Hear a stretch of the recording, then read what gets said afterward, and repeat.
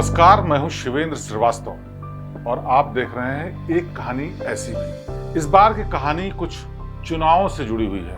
दरअसल इसलिए क्योंकि देश में लोकसभा चुनाव चल रहे हैं और जब भी चुनाव चलते हैं तो तमाम चीजें उसी के इर्द गिर्द ही घूमती हैं। जाहिर सी बात है, इस बार जब चुनाव के नतीजे आएंगे तो उसके बाद ईवीएम पर भी चर्चा होगी, चुनाव के तरीकों पर भी चर्चा होगी और तमाम उन बातों पर भी चर्चा होगी जो कि चुनाव को असर डालने का मादा रखते हैं। लिहाजा इस बार की कहानी कुछ ऐसी है जिससे आपको समझ में आया कि आखिरकार ये ईवीएम क्या होता है, क्यों इस पर सवाल उठते हैं, और उससे भी ज्यादा जरूरी चीज कि आपको समझ में आए कि आखिरकार क्या देश और दुनिया तमाम देशों में ऐसे ही चुनाव होते हैं या फिर कोई और तरीका है, या फिर कौन कौन से अनोखे तरीके हैं जैसे चुनाव होते हैं।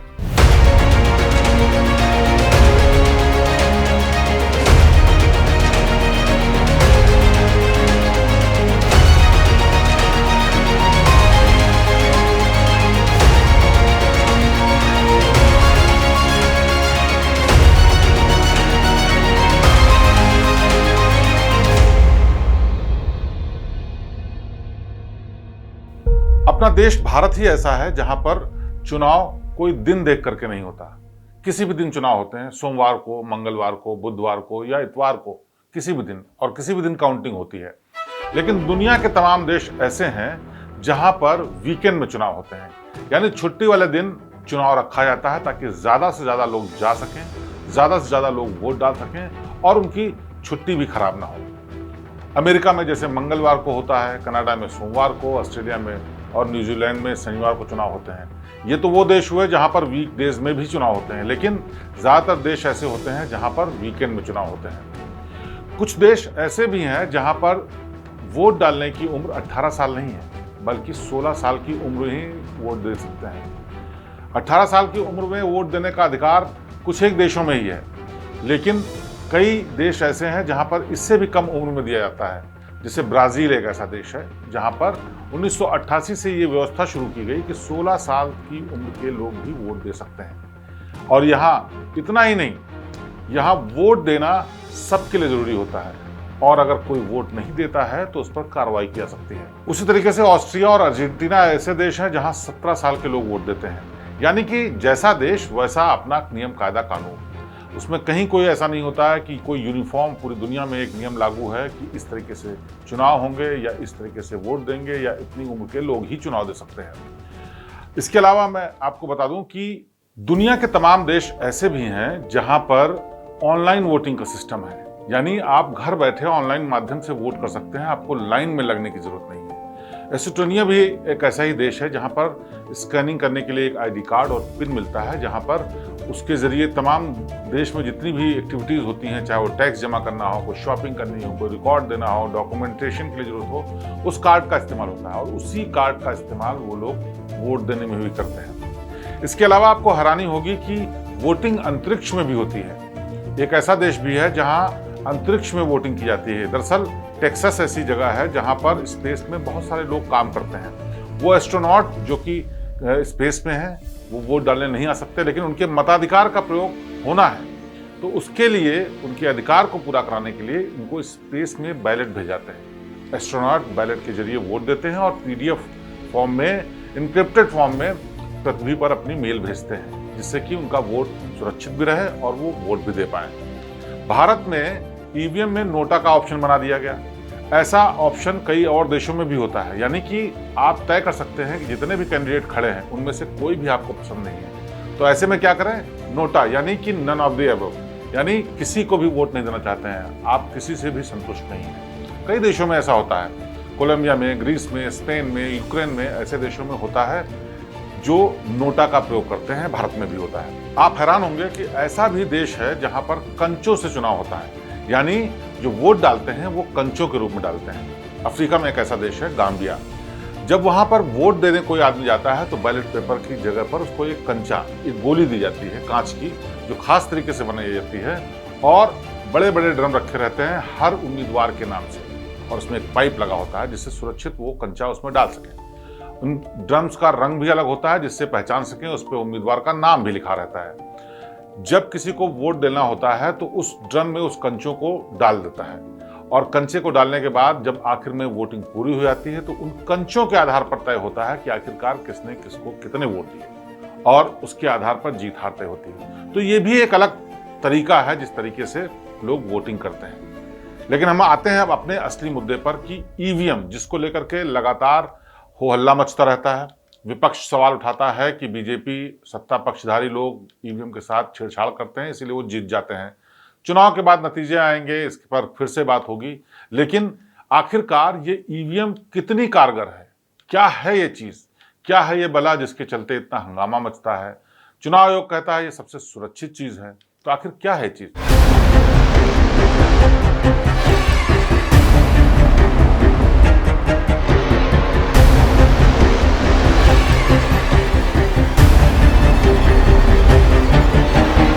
इलेक्ट्रॉनिक वोटिंग मशीन यानी ईवीएम भारत में अब चुनाव प्रक्रिया का सबसे महत्वपूर्ण अंग है। हर जगह इसी से वोटिंग होती है। भारत की लोकतांत्रिक प्रणाली में इसकी अहमियत को इस बात से समझिए आप कि 2 दशक से हर संसदीय और विधानसभा चुनाव में इसे इस्तेमाल किया जाता है। अब तक ईवीएम के इस्तेमाल के 45 साल हो चुके हैं, यानी इतिहास में ईवीएम को इस्तेमाल जब शुरू किया गया तब से 45 साल हो चुके हैं और शंका, आलोचना, आरोप लगातार लगते रहे हैं। लेकिन भारत में चुनाव आयोग का साफ तौर पर कहना है कि ईवीएम स्वतंत्र और निष्पक्ष चुनाव कराता है, ईवीएम में छेड़छाड़ हो ही नहीं सकती है। तो पहले समझिए कि ईवीएम होती क्या है और ये कैसे मतपत्र से अलग है।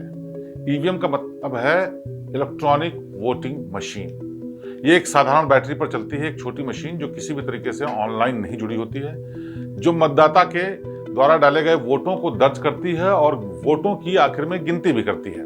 इस मशीन के 3 हिस्से होते हैं। एक में होती है कंट्रोल यूनिट जिसको कहते हैं सीयू, दूसरी होती है बैलेटिंग यूनिट जिसको कहते हैं वो जिसमें जहां पर दोनों मशीनें एक दूसरे से कम्युनिकेट करती हैं और बैलेट का काम करने वाला काम होता है। दोनों मशीनें लगभग 5 मीटर लंबे तार से जुड़ी होती हैं जिसको आपस में, जिससे कि उनके बीच में जो भी संपर्क है वो बना रहे। और एक तीसरा हिस्सा होता है, उसको बोलते हैं वीवीपैट। बैलेटिंग यूनिट वो हिस्सा होता है जिसे वोटिंग कंपार्टमेंट के अंदर रखा जाता है और बैलेटिंग यूनिट को पोलिंग ऑफिसर के पास रखा जाता है। ईवीएम से पहले जब बैलेट पेपर यानी मतपत्र के जरिए वोटिंग होती थी तब मतदान अधिकारी मतदाता को कागज का मतपत्र देते थे। फिर मतदाता मतदान कंपार्टमेंट में जाकर अपने पसंदीदा उम्मीदवार के आगे वोट लगा देते थे, यानी मोहर लगा देते थे। फिर उसी से तय हो जाता था कि किसको किसमें कितना वोट मिला और उसको मतपेटी में डाल दिया जाता था। लेकिन ईवीएम की व्यवस्था ने कागज और मोहर का इस्तेमाल बंद कर दिया। अब इसमें कागज और मोहर का इस्तेमाल नहीं होता। अब मतदान अधिकारी कंट्रोल यूनिट पर बैलेट बटन दबाते हैं और उसके बाद मतदाता बैलेटिंग यूनिट पर अपने पसंदीदा उम्मीदवार के आगे लगा नीला बटन दबाकर वोट दर्ज करते हैं। ये वोट कंट्रोल यूनिट में दर्ज होता है और ये जो यूनिट होती है इसमें 2000 वोट दर्ज हो सकते हैं एक बार में। मतदान संपन्न होने के बाद मतगणना इसी यूनिट के माध्यम से की जाती है। एक बैलेटिंग यूनिट जो पूरी यूनिट होती है उसमें 16 उम्मीदवारों के नाम दर्ज किया जाता है। अगर जरूरत होती है तो फिर दूसरी यूनिट और या दूसरा हिस्सा जोड़ा जाता है। अगर अधिक उम्मीदवार हों तो यूनिट्स को जोड़ने के लिए उसमें प्राविधान होता है और उसको भी कंट्रोल यूनिट से जोड़ा जाता है। चुनाव आयोग के मुताबिक ऐसी 24 बैलेटिंग यूनिट एक साथ जोड़ी जा सकती हैं, जिससे कि अगर कैंडिडेट ज्यादा हों तो उनको शामिल किया सके, जिससे नोटा समेत अधिकतम 384 उम्मीदवारों के लिए मतदान कराया जा सकता है। चुनाव आयोग के मुताबिक ईवीएम बहुत ही उपयोगी है, सेफ है और पेपर बैलेट यानी मतपत्रों की तुलना में सटीक भी होती है, क्योंकि इसमें गलत या अस्पष्ट वोट डालने की संभावना ही नहीं होती है। वोट में डालने में जब कभी मतपत्रों में डाला जाता था तो कभी कटिंग हो जाती थी या मान लिया गलत तरीके से डाल दिया तो उससे वोट खराब हो जाता था। मशीन में इस तरह की कोई संभावना नहीं है, आशंका नहीं है, ऐसा चुनाव आयोग का मानना है। इससे मतदाताओं को वोट देने में भी आसानी होती है और चुनाव आयोग को गिनने में भी, क्योंकि मिनटों में इसका रिजल्ट आ जाता है। पहले कहीं अगर सही जगह पर मतपत्र पर मोहर न लगी हो तो मत खारिज हो जाते थे, लेकिन अब ऐसा नहीं होता। चुनाव आयोग ये भी मानता है कि इसके इस्तेमाल के लिए मतदाताओं को तकनीक का ज्ञान होना भी जरूरी नहीं है, क्योंकि उनको एक बटन दबाना है, सिर्फ एक सिंबल देखना है जो कि किसी भी जो वहां का कैंडिडेट है उसका सिंबल होता है और उसके आगे उसको बटन दबाना है। इसीलिए ये अनपढ़ निरक्षर लोगों के लिए भी उतना ही कारगर है जितना कि पढ़े लिखे लोगों के लिए। अब आपको बताते हैं कि वीवीपैट क्या होता है। वीवीपैट मतलब voter verifiable paper audit trail. इसमें पेपर का एक रोल लगा रहता है और वो कहलाता है वीवीपैट, जिसपे जब आप बटन दबाते हैं और बटन दबाने के बाद आपको तसल्ली करनी होती है कि भाई हमने जिस पार्टी को, जिस कैंडिडेट को वोट दिया उसका सिंबल आया कि नहीं आया, तो आपको शीशे के अंदर से दिखता भी है। अब ईवीएम को लेकर कई राजनीतिक दल आपत्ति जताते रहे हैं और आगे भी जताते रहेंगे। इन शंकाओं को दूर करने के लिए चुनाव आयोग ने एक नई व्यवस्था ली, जिसे voter verifiable paper audit trail कहते हैं, जिसी को वीवीपैट कहते हैं। इसे आम बोलचाल में वीवीपैट कहा जाता है, लेकिन इसका एक अपना टेक्निकल जो टर्म है voter verifiable paper audit trail होता है। और इसका इस्तेमाल इसीलिए किया जाता है क्योंकि ईवीएम से जोड़ने के बाद इसमें वोटर देख पाते हैं कि इनका वोट सही उम्मीदवार पर पड़ा है या नहीं। इसमें प्रिंट आउट आता है, अंदर ही रहता है। ईवीएम को बैलेट यूनिट पर नीला बटन दबाते ही बगल में रखी वीवीपैट मशीन में उम्मीदवार के नाम, क्रम और चुनाव चिन्ह वाली एक पर्ची छपती है। 7 सेकंड के लिए वीवीपैट मशीन के एक छोटे से पारदर्शी हिस्से में नजर आता है और फिर सीलबंद बक्से में वो पर्ची गिर जाती है। यानी कि जो कैंडिडेट के लिए वोट डालने के लिए गया वोटर, उसको दिखा, तसल्ली हुई और उसके बाद मतपत्र में वो पर्ची चली गई, ताकि कभी क्रॉस चेक करना हो तो वो भी चेक हो सकता है। वीवीपैट वाली ईवीएम का इस्तेमाल पहली बार साल 2013 में नागालैंड के नोक्सेन विधानसभा क्षेत्र में मेन चुनाव नहीं, उपचुनाव के दौरान किया गया, ताकि देखा जा सके कि इसका क्या असर रहता है, क्या इफेक्ट रहता है। इसीलिए एक चुनाव में इसका इस्तेमाल 2013 में पहली बार नागालैंड में किया गया। लेकिन अब हर ईवीएम के साथ वीवीपैट का इस्तेमाल किया जाता है और ये उसका एकदम अभिन्न अंग है एक तरीके से, ताकि किसी तरीके की शंका न रहे। बाकी शंकाओं का दूर करने के लिए ऐसी व्यवस्था भी बनाई गई है कि हर चुनाव क्षेत्र की किसी मशीन का रैंडम तरीके से चयन किया जाता है और फिर ईवीएम मशीन के वोटों का मिलान भी किया जाता है। वीवीपैट पर्चियों के वोटों से करने के बाद मिलान ये तय किया जाता है कि जो रिजल्ट ईवीएम मशीन में आया है वही वीवीपैट की पर्चियों में प्रिंट आउट में भी आया है। तो उससे डबल तसल्ली हो जाती है, दुगनी तसल्ली इस बात की होती है कि कहीं कुछ गड़बड़ नहीं है। जो भारत का चुनाव आयोग है वो कहता है कि अगर कहीं मशीन में आ रहे वोटों के आंकड़े वीवीपैट की पर्चियों के आंकड़ों से अलग आते हैं तो वीवीपैट के आंकड़ों को पहली तरजीह दी जाएगी, क्योंकि उसमें बटन दबा, पर्ची निकली और वोटर ने देख लिया। इसीलिए तसल्ली उसी चीज पर ज्यादा होनी चाहिए। ईवीएम आखिरकार ये बनती कैसे है, कौन बनाता है, किसके पास है इसका जिम्मा? ईवीएम यानी इलेक्ट्रॉनिक मशीन और वीवीपैट मशीनों को बाहर से नहीं मंगाया जाता, विदेश से नहीं आती। ये भारत में ही डिजाइन की हुई मशीन है और इसका निर्माण भी भारत में होता है। इसके लिए 2 सरकारी कंपनियां ऑथराइज्ड है। एक है भारत इलेक्ट्रॉनिक्स लिमिटेड यानी BEL, जो रक्षा मंत्रालय के अंतर्गत आती है, और दूसरी कंपनी है electronics corporation of India limited यानी ECIL, जो डिपार्टमेंट ऑफ एटॉमिक एनर्जी के तहत आती है। ये दोनों कंपनियां मिलकर के भारत में जितने भी चुनाव में ये ईवीएम मशीन इस्तेमाल होती है उसका इस्तेमाल करती हैं।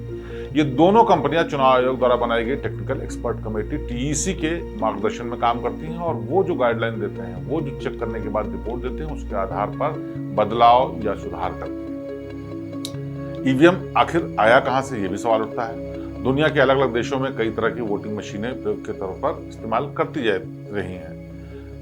हालांकि उनका जो बदला हुआ स्वरूप या पहले का स्वरूप भारत के ईवीएम से अलग रहा है।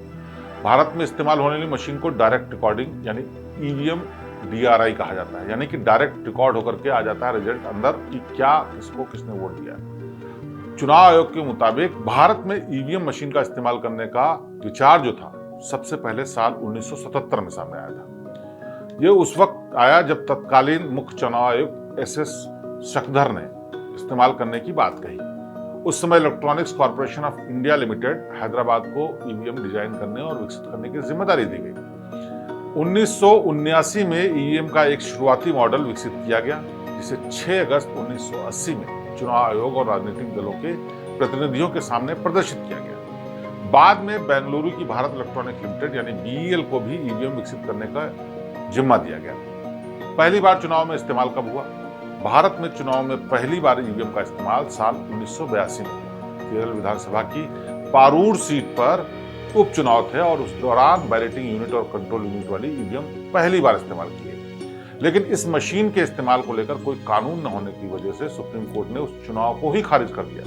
यानी उस वक्त किसी ने शिकायत नहीं की, लेकिन इसको ऑथराइज नहीं किया गया था, सरकार की तरफ से तय नहीं किया गया था, कोई कमेटी नहीं थी, कोई फैसला ऐसा नहीं आया था कि इसको इस्तेमाल करना ही, इसलिए एक रिट लगाई गई और सुप्रीम कोर्ट ने इस पूरे चुनाव को खारिज कर दिया। इसके बाद साल 1989 में संसद ने लोक प्रतिनिधित्व अधिनियम 1951 में संशोधन किया, बदलाव किया और चुनाव में ईवीएम के इस्तेमाल का फैसला किया। इसके बाद भी इसके इस्तेमाल को लेकर आम सहमति साल 1998 में बनी और मध्य प्रदेश, राजस्थान और दिल्ली की 25 विधानसभा सीटों में हुए चुनाव में इसका इस्तेमाल किया गया। बाद में साल 1999 में 45 सीटों पर हुए चुनाव में भी ईवीएम इस्तेमाल की गई। फरवरी 2000 में हरियाणा विधानसभा चुनाव के दौरान 45 सीटों पर ईवीएम इस्तेमाल की गई। मई 2001 में तमिलनाडु, पश्चिम बंगाल, केरल, पुडुचेरी में विधानसभा चुनाव में सभी सीटों के मतदान ईवीएम के द्वारा कराए गए। उसके बाद से ये सिलसिला चल निकला और हर विधानसभा चुनाव में ईवीएम इस्तेमाल होती चली आ रही है। 2004 के आम चुनाव में सभी 543 संसदीय क्षेत्रों में मतदान के लिए 10 लाख से ज्यादा ईवीएम इस्तेमाल की गई। अब ईवीएम का इतना इस्तेमाल होने लगा, रिजल्ट्स आने लगे, लोगों को लगने लगा कि कहीं इसमें मशीन है, कहीं कोई दिक्कत तो नहीं है, तो विपक्ष के तमाम नेताओं ने या फिर हारे हुए कैंडिडेट्स ने याचिकाएं डालनी शुरू कर दी। ईवीएम के जरिए मतदान में धांधली के आरोप शुरू से लग रहे हैं। इस तरह के मामले अदालत में भी पहुंचे। चुनाव आयोग का कहना यह है कि विभिन्न हाईकोर्ट में ईवीएम को भरोसेमंद माना गया है, फिर भी इस पूरे मामले में लगातार याचिकाएं लगती रहती हैं, शिकायतें होती रहती हैं। साथ ही ईवीएम के पक्ष में हाई कोर्ट द्वारा दिए गए कुछ फैसलों को जब सुप्रीम कोर्ट में चुनौती दी गई, तब सुप्रीम कोर्ट ने उन अपीलों को खारिज कर दिया, क्योंकि उनको लग रहा था जो हाई कोर्ट ने फैसला दिया है वो तथ्यों पर, तकनीक पर आधारित है और पर्याप्त सबूत है कि ये माना जाए कि ईवीएम सुरक्षित है। अब हम ये समझ चुके हैं कि वोटिंग मशीन के कितने हिस्से होते हैं, control unit, ballot unit, VVPAT. Bharat सरकार की प्राइम नेगोशिएशन कमेटी ने इन हिस्सों के दाम भी तय किए हैं। चुनाव आयोग के मुताबिक बीयू की कीमत है 7,991 रुपए, सीयू की 9,812 रुपए और सबसे महंगा हिस्सा है वीवीपैट, जिसका दाम है 16,132 रुपए, क्योंकि उसमें एक प्रिंटर लगा होता है, रोलर लगा होता है, जिससे कि वो पर्ची छप के हुए आती है।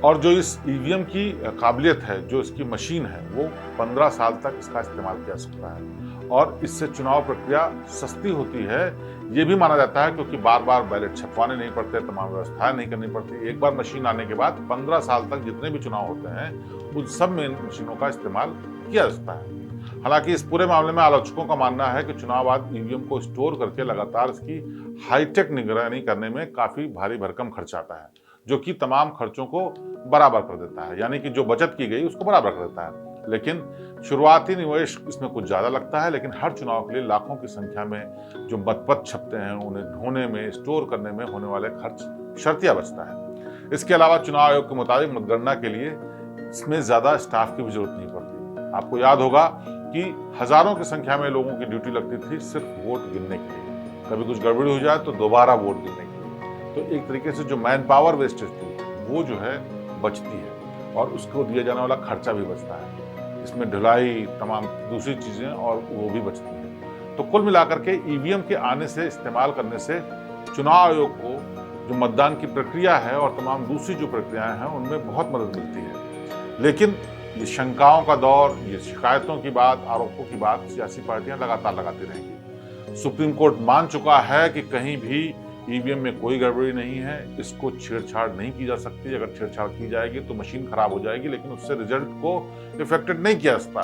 लेकिन जिस तरह से भारत में लोकतंत्र है, विपक्ष की अपनी आवाज है, पक्ष की अपनी आवाज है, सरकार की अपनी आवाज है, अदालतों की अपनी बात है, सारी बातों के मिलने के बाद निचोड़ यह है कि जब भी कभी नतीजे आएंगे जिसके मन मुताबिक नहीं होंगे, वो कुछ तो सवाल उठाएगा और उस सवाल के घेरे में ईवीएम भी जरूर आएगी। लेकिन हकीकत यह है कि ईवीएम की कहानी पुरानी है, ईवीएम का अस्तित्व पुराना है, कई देशों में इस्तेमाल हुआ, कई देशों में इसका इस्तेमाल बंद भी कर दिया गया, क्योंकि बहुत शिकायतें थी, वहां सरकारों ने सुना, अदालतों ने सुना और उसके बाद उसको बंद करने का फैसला किया।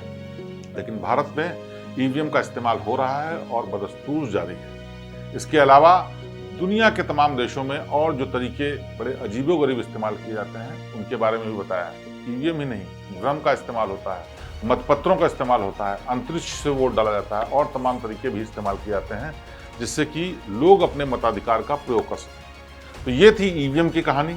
अगली बार फिर किसी कहानी के साथ आपके सामने पेश होंगे। तब तक मुझे दीजिए इजाजत। नमस्कार।